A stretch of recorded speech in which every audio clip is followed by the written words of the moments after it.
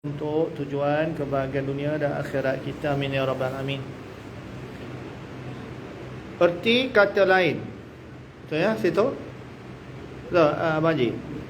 Skop atau bahan kajian ulumul Quran ialah Al-Quran itu sendiri. Secara umumnya ulumul Quran terbahagi kepada dua kategori perbahasan, iaitu riwayah dan dirayah. Jadi ulumul Quran ni bahagian perbincangan dia divide dua lah. Satu riwayah, satu dirayah. Okey, apa maksud ilmu riwayah? Ilmu riwayah, ilmu yang berhubung dengan riwayat semata-mata. Dia perlu diriwayatkan daripada satu guru kepada satu guru, satu generasi kepada satu generasi. Seperti ilmu yang ni tak boleh buat kaji-kajian ya. Ini kena ambil daripada mulut guru. Dia tak boleh saya kaji, saya dapat explore benda baru dalam Quran ni. Tak ada. Ilmu membahaskan tentang jenis qiraat. Qiraat ni ambil daripada mulut guru, daripada guru kepada guru dia, daripada guru dia sampailah pada Rasulullah. Ilmu qiraat, ilmu cara pembacaan. Ada 7 qiraat utama. Tulislah 7 qiraat utama. Kemudian tambah lagi 10 qiraat, tambah lagi 14 yang syaz, yang pelik-pelik. Tengok Quran baca pelik-pelik tu dipanggil ilmu qiraat lah. Wadduha wal laili idza saja. Tu kan? Itu ilmu qiraat ya. Boleh tak kita baca, kita buat kajian dapat benda tu? Tak boleh. Dia kena ambil daripada mulut guru. Ni panggil ilmu riwayah. Lagi tempat turun ayat Quran, waktu turunnya dan sebabnya. Ini ada riwayat dia. Ya.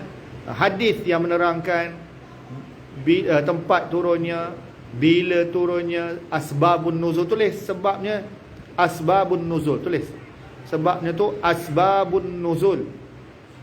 Sebab turun. Kena riwayat. Riwayat apa? Hadis lah riwayat dia. Hadis ya, riwayat dia.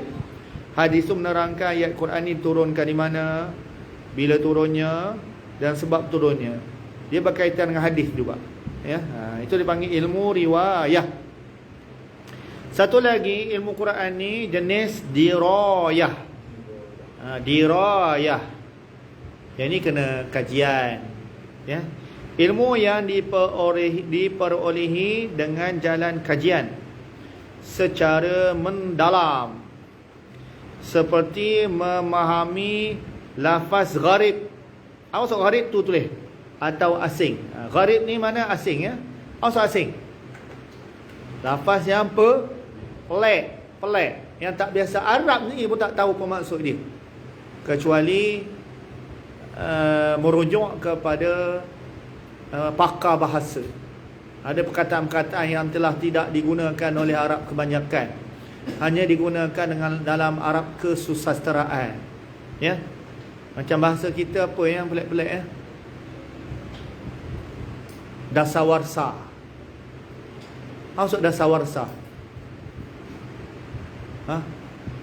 Dekat 10 tahun.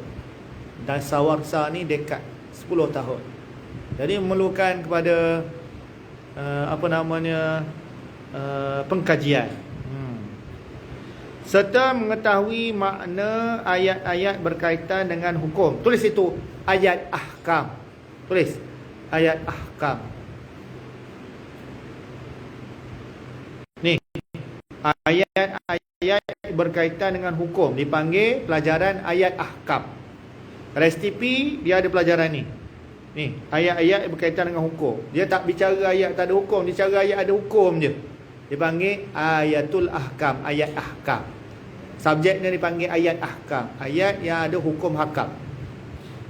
Contoh ya. Aqimus solah wa atuz zakah. Tak. Apa hukum yang terlibat? Wajib. Apa yang wajibnya?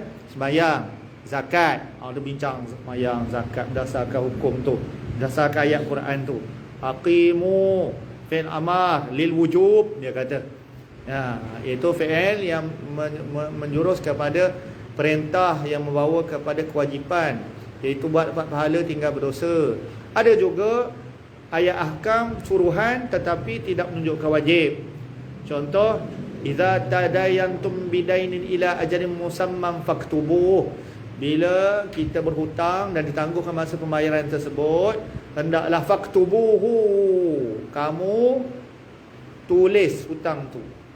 Tapi faktubuhu fi'il amar juga, tapi bukan lil wujub, tapi lil mandub, untuk sunat saja. Tulis hutang tu sunat. Itu contoh ayat ahkam ya.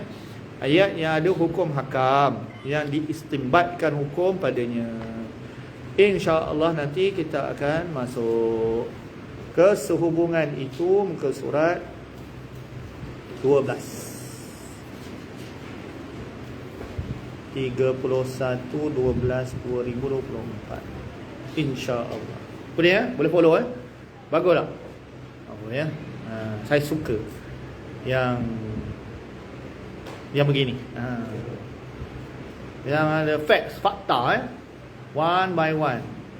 Tak ada colotes, tak ada cerita-cerita. Ni ngaji Quran tapi cerita banyak dah. Biar fakta satu persatu. Allahumma arham